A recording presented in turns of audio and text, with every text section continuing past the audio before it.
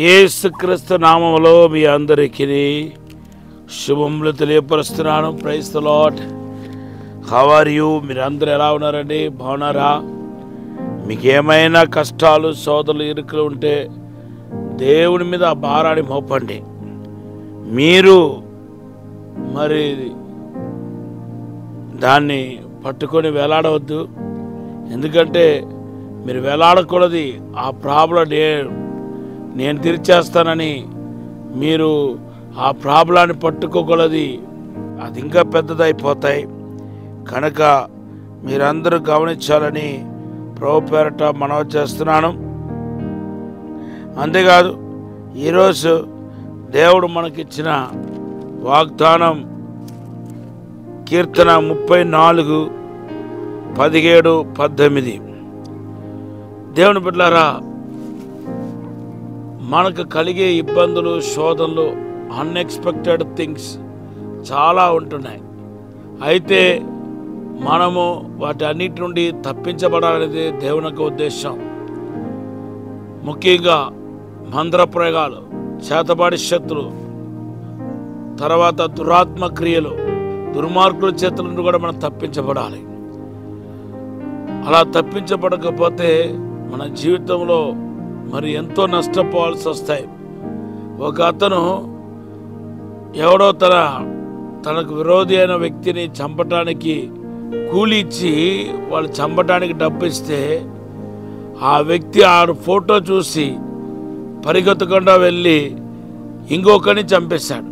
అంటే ఇతనేమనుకొని అతను చంపేశాడు.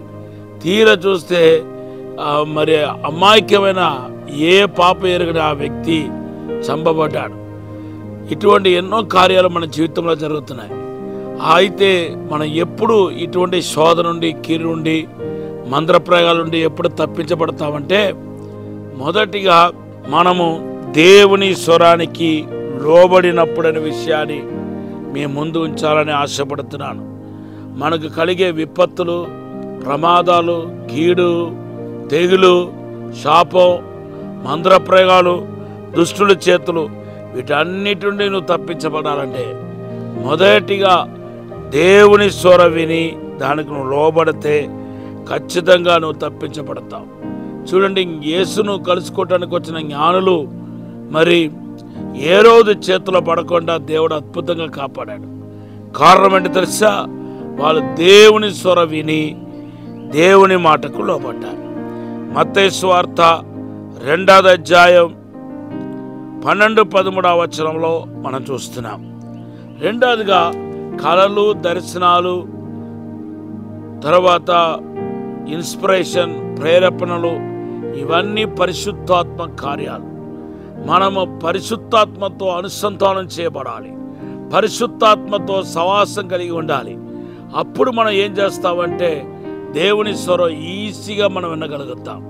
చూడండి, వీరికి దర్శనం ద్వారా దేవుడు మాట్లాడినట్టుగా, కళల ద్వారా దేవుడు మాట్లాడినట్టుగా, ఒక దేవదూతను పంపి వారు హెచ్చరించినట్టుగా మత్తయి సువార్త 2:13లో చూస్తున్నాం. అంటే ఈ కళలు, దర్శనాలన్నీ ఆత్మ ప్రత్యక్షత వరాలు. పరిశుద్ధాత్మ దేవుడు 9 వరాలు సంఘానికి ఇస్తున్నాడు. 1 కొరింథీ పత్రిక 12వ అధ్యాయం 7 నుండి మీరు చదువుకుంటా వస్తే అక్కడ బుద్ధివాక్య, జ్ఞానవాక్యాత్మల వివేచన రాయబడి ఉంది. ఈ 3 వరాలు ఏదైతే ఉందో అది దేవుని యొక్క దర్శనాన్ని, కళల్ని మనకు క్లియర్గా అర్థమైనట్టుగా మనకు దేవుడు కళల దర్శనాల ద్వారా మాట్లాడుతున్నాడు. అయితే రెండవదిగా మనం చూస్తే దేవుని బిడ్డలారా, వాళ్ళ ఆరాధికులనే విషయాన్ని నేను మీతో పంచుకోవాలని చెప్పి ఆశపడుతున్నాను. యేసును చూడగానే ఏం చేశారంటే సాగిలపడుతూ ఆరాధన చేసినట్టుగా మత్తయి సువార్త 2వ అధ్యాయం 12వ వచనంలో, 11వ వచనంలో మనం చూస్తున్నాం. ఎవరైతే ఆరాధికులు ఉన్నారో వాళ్ళు ప్రతి కీడు నుండి, శోధ నుండి తప్పించబడతారు. మీరు దేవుని ఆరాధించేవారుగా ఉండాలి. దేవుని కనపరిచేవారుగా ఉండాలి. స్తుతి కొరకే దేవుడు మనం చేసి ఉన్నాడు అనే విషయాన్ని మీరు ఎప్పుడు ఎన్నడూ మర్చిపోబాకండి.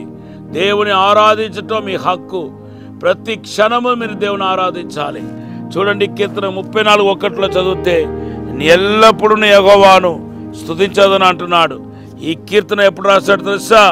దావీదు అబీమెలెకుకు చేతి నుండి తప్పించడానికి దేవుడు ప్రేరేపణతో సాగినప్పుడు రాసిన కీర్తన అది.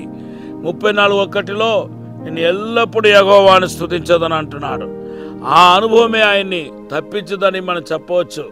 కనుక ఈరోజు ఒకవైపు ఏ రోజులు, మరొక వైపు సౌలు, మరొక వైపు రకరకాలుగా శత్రులు మనం వెంటాడుకుంటూ వస్తున్నారు. మూడవదిగా మనం చూస్తే మనం దేవునికి ఇచ్చేవారుగా ఉండాలి. చూడండి, వాళ్ళు కానుకలు పట్టుకుని వచ్చారు, విలువైన కానుకలు, వెండి, బంగారం, తర్వాత సాంబ్రాణి, ఇంకా అనేక వస్తువులు పట్టుకుని వచ్చారు. ఆ యేసుని కలుసుకోవటానికి ఉట్టి చేతులతో రాలేదు. దేవుని బిడ్డలారా, ఆ మత్తయి సువార్త 2:11 మనం చూస్తే అర్థమవుతుంది వాళ్ళు దేవునికి ఇచ్చేవారని. మన దేవుడికి ఎప్పుడైతే ఇవ్వటానికి ముందుకు వస్తామో అప్పుడు ప్రతి కీడు నుండి తప్పించబడతాం. నేను చాలాసార్లు చెప్తాను, దేవుడికి 2 కళ్ళు ఎవరంటే ఒకరు సేవకులు, మరి ఒకరు పేదవాళ్ళు. వీళ్ళిద్దరిని మనము మంచి దృష్టితో వాళ్ళని ప్రేమిస్తూ మనకు కలిగి ఉన్న వాటిని వాళ్ళకు పంచిపెడుతూ ఉంటే దేవుడు ప్రతి కీడు నుండి శోధనని తప్పిస్తాడు. కీర్తనలో బీదవాడిని కటాక్షించేవాడు ధన్యుడు, వాడు ఆపత్తు కాలమందు తప్పించబడతాడని బైబిల్లో ఎంతో స్పష్టంగా రాయబడి ఉంది. 41వ కీర్తన 1-2 వచనాలు చదవండి. హల్లెలూయా. ప్రతి కీడు తప్పించబడతారంట. కాబట్టి దేవునికి ఇచ్చేవారుగా మనం ముందుకు సాగాల్సిన వారమై ఉన్నాం. అంతేకాదు, వారు జ్ఞానులై ప్రవర్తించారు. దైవ జ్ఞానం పొందిన వారు ప్రతి కీడు నుండి తప్పించబడతారు. ఈ మాటలు దేవుడు దీవించగాక. మనకు వచ్చే ఆపత్తులు రాబోతున్న దినాల్లో భయంకరంగా ఉండబోతుంది. ఎందుకంటే మన అంత్యదినంలో ఉన్నాం. అపాయకరమైన దినాలు వస్తాయని 2 తిమోతి పత్రిక 3:1 రాయబడి ఉంది. ఈ ప్రతి కీడు నుండి శోధన మీరు తప్పించబడాలంటే ఖచ్చితంగా నేను చెప్పిన ఈ కార్యాలన్నీ మీరు పాటించాలి. పరిశుద్ధమ నమ్మకమైన పరలోక తండ్రి, అయ్యో మళ్ళీ క్షమించి మన్నించి పరిశుద్ధపరచండి ప్రభా. నేను ఆరాధించేవారుగా, స్తుతించేవారుగా చేయండి ప్రభా. తండ్రి ప్రభా, అయ్యా ప్రతి కీడును తప్పించబడాలని విషయాన్ని ఈరోజు మాట్లాడి ఉన్నారు తండ్రి.